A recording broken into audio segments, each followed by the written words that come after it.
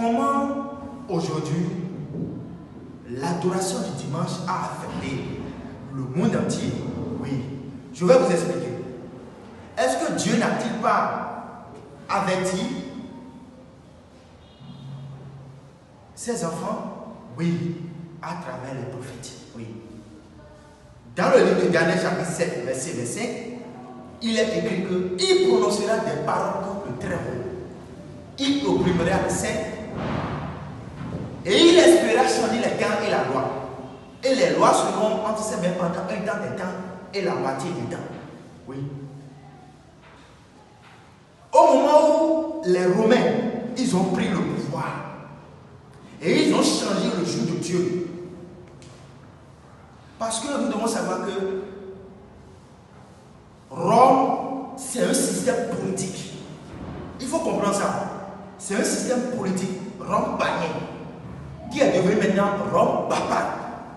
Système politique qui est devenu maintenant système religieux, politico-religieux. Oui. Parce que pour avoir la domination dans le monde, pour avoir de l'influence dans le monde entier, ils sont devenus de Rome païen, ils sont devenus maintenant Rome papale.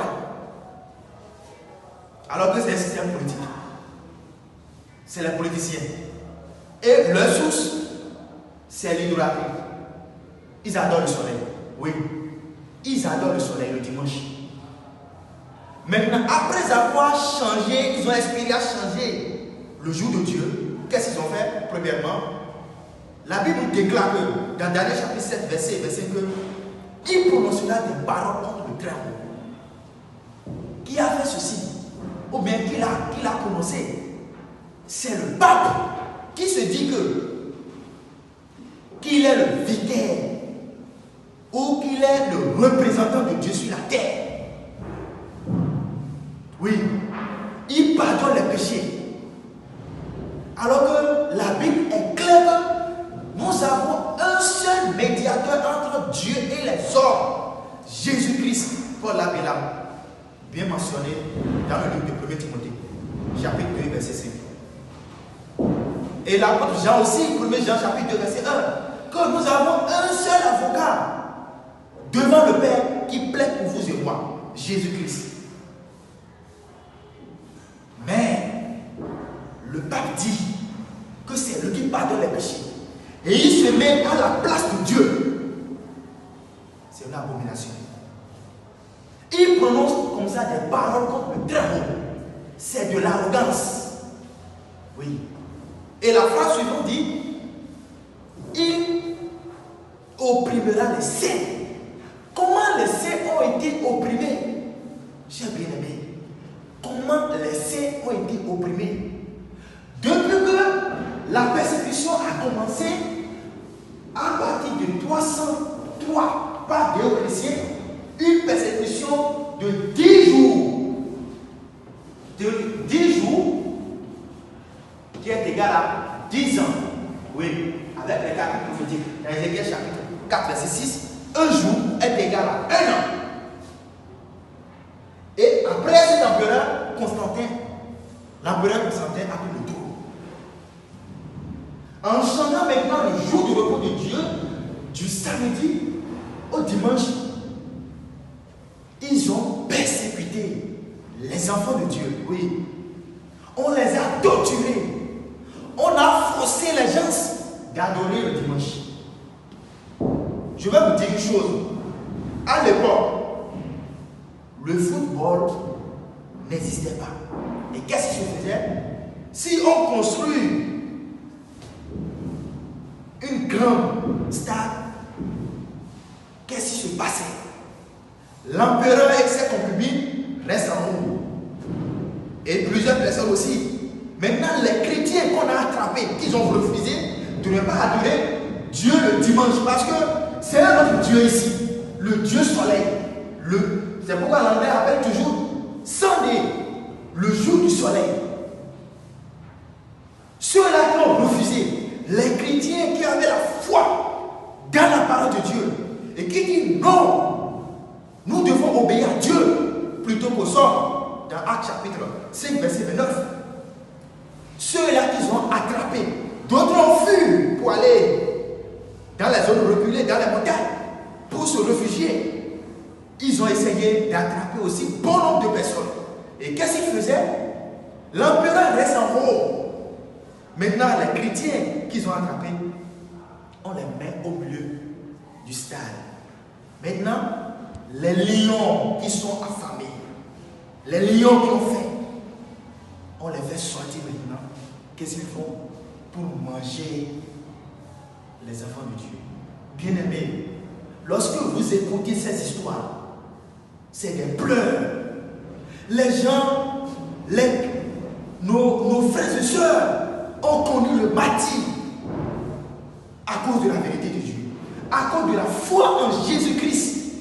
Oui, nous ne devons en aucun cas accepter l'erreur à la place de la vérité.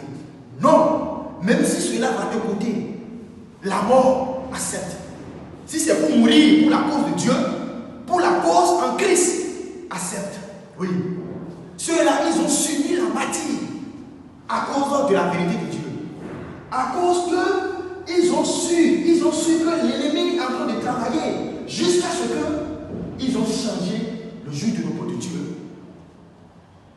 Ils n'ont jamais accepté. Et qu'est-ce qui s'est passé? Bien-aimés, ils ont opprimé les saints.